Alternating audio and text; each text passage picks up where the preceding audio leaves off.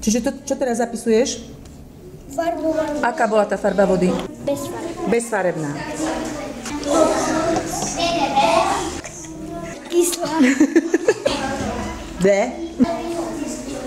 Nie k niečomu. Sladká. Farsa. Aká? Kyslá. Aká bola tá posledná? Sladká. Vyhľadajte na internete informácie o vode. Ako šetríš paneláku vodu? Zuby si ako umývaš? Že nemám pustenú vodu, že si naberiem do pohárika troška a potom Si čo robíš? umývam zuby a vypnem vodu. Dobre, daj ešte niečo iné. Že keď sa sprchujeme, nemáme furt zapnutú sprchu, ale vypíname. Perfektne. Mne sa tak rozpisuje.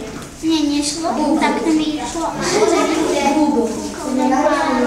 Napíšte návody na šetrenie vodu v domácnosti. Aha. Na umývadlo. Počkaj, keď prešeno, tak máme zachytávať vodu.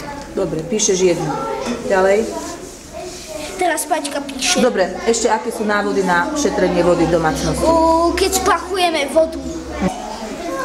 Čo je úspornejšie? Sprchovať sa alebo kúpať sa? Sprchovať sa. Čo teraz robíte, chlapi? Maroško, čo robíte ti? Vôňa druhého? Ocot.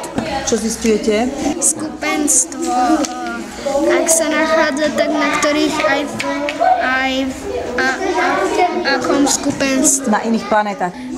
Kde všade sa No? používa človek vodu. Kde všade používa človek vodu? Kde všade používa človek vodu? Počkaj, jeden. hygiene, keď sa ide kúpať. Dobre, ty povedz niečo.